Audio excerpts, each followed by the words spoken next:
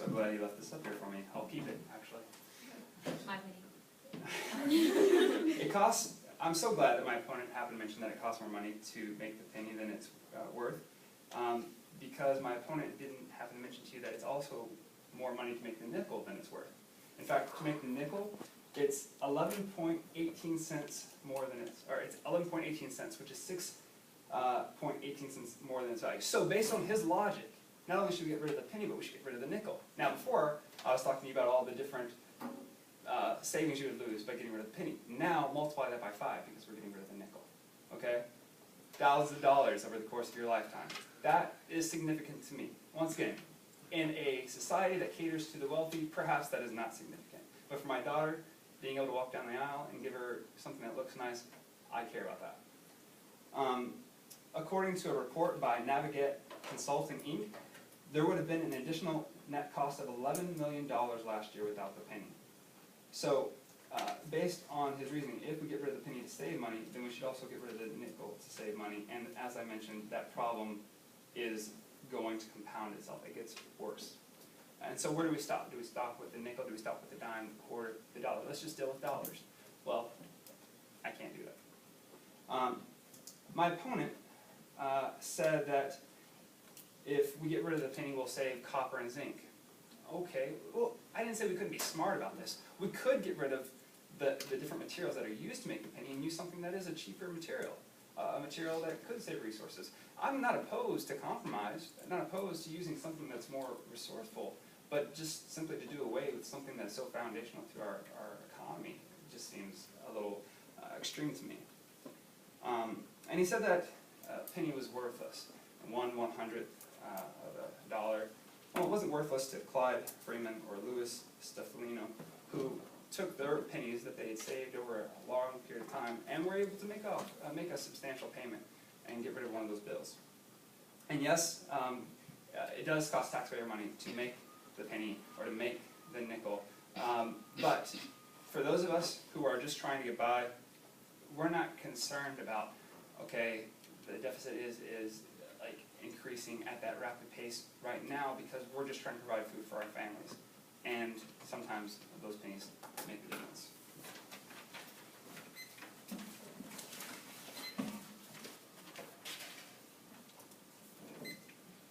My opponent said that you can be more resourceful with the penny, but again, if you take off the penny, odds are the nickels might change what it's made out of, the metal it's made out of, the value, not the value of it, but the value it is to make it. And you never know, nickels might trade with dimes, like the dime might be worth the same as the nickel might be worth the same as the dime. And he said he's being resourceful, but nickels isn't really going, you're not going to have like a higher demand of nickels. Nickels is going to stay the same. You might have a little more, but the amount of pennies there is still more. It increases the amount of nickels there is when you it's because a nickel is worth 11.18 cents and a penny is worth 2.41 cents. But the amount of pennies you have, it very far surpasses the amount of nickels there is. So when you had all the pennies and all the nickels together, you're wasting more money to make the penny than to make the nickel. And it'll also, when you eliminate the penny, it will also rise the cost. It will also rise how many dollar coins you need, how many quarters you need, and how many dimes you need. But all of them are at least half of the amount of money it is to actually make it. He said that in the long term, my opponent said in the short term or long term, that it's going to help you out. But if you care about her daughter, you want to be paying higher taxes, even if it's with very little. As he said, it still makes a difference.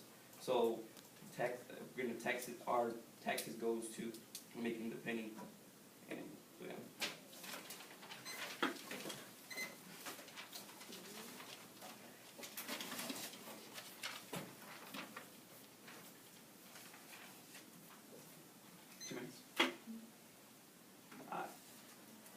In conclusion,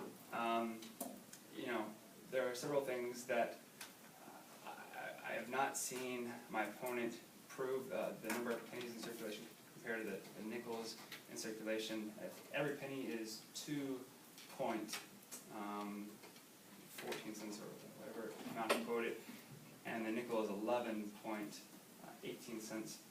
That's a difference multiple of 5.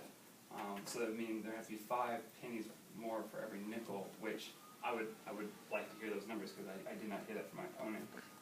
And so I go back once again to the American dream. What is the American dream? It is built on hard work. It is built on every single step forward. Right now you are starting at the elementary school level. Your next step is the high school level, college, and onward to a career. It's small steps, and like those small steps, penny is a small step. And a lot of pennies do add up, especially for those of us that don't have as much. I do feel that the majority of the American population is with me on this. 67% of Americans have the same concerns that I do about the rising costs. And so we do have to really consider, if we got rid of the penny, how is this going to affect the average American? Because the average American only makes $40,000 a year or so. And so that is significant.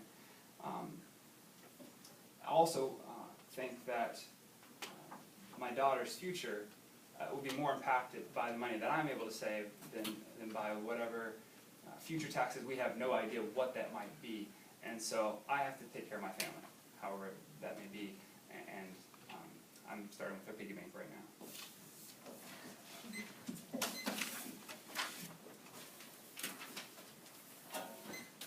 So conclusion, I've had enough of Abraham Lincoln. Obviously I'm in the $5 bill. I think, hard seeing his face. The only good luck I see in a penny is not seeing one in my wallet, because it's really wasteful, it's just taking on mass in my wallet. There's a lot of stuff in there, but, so, yeah. All right, now you can clap.